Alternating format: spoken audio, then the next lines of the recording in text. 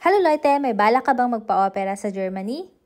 Panoorin mo ang video na to para magkaroon ka ng idea at baka makatulong sa iyo. July 23, ngayong taon, ay naoperahan ako sa tenga. Matagal ko na tong problema, yung humihina yung pandinig ko sa right ear. And thank God, ngayon ay mapapa-opera ko na siya. Ano nga ba yung process para makapa-opera ka gamit lamang ang iyong physician carte or insurance card?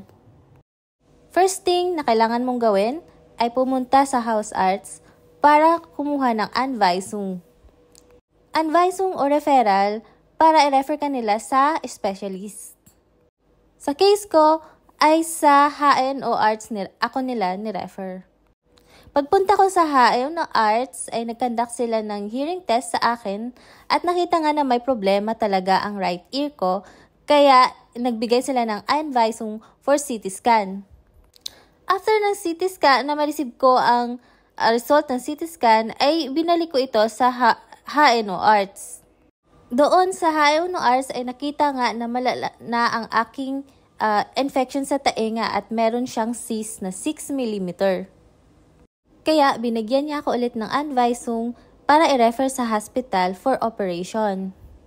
At dahil nurse naman ako sa Uniclinicum Bonn ay doon na ako nagpa-opera. Ang una nga pala ay kailangan kong mag-secure ng schedule for operation. Ang kuya ko ang nag-arrange nito dahil siya ay HNO nurse din sa UKB. After kong makasecure ng schedule ay week before ay kailangan kong pumunta sa doktor for doctor's visit. Doon nga ay gumawa ulit sila ng hearing test sa akin at ganun pa rin ang resulta at need na talaga for operation. And then the next week, a day before ng operation ay pumunta ulit ako sa hospital para magpirma ng Aufklärungsgespräch para sa anesthesia at Aufklärungsgespräch para sa OP. Ito ay parang consent sa atin. At ito nga ang naging suggestion ng doktor sa akin.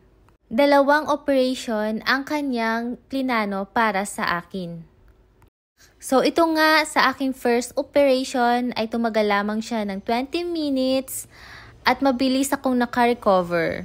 Supposedly, isang araw ay dapat magstay ka sa hospital for observation, pero kinahapunan, 6 p.m. ay nagpasya na akong magpirma ng waiver at umuwi na dahil okay na at carry bells ko na. So, kung may katanungan pa kayo, message nyo lang ako. Thank you so much for watching.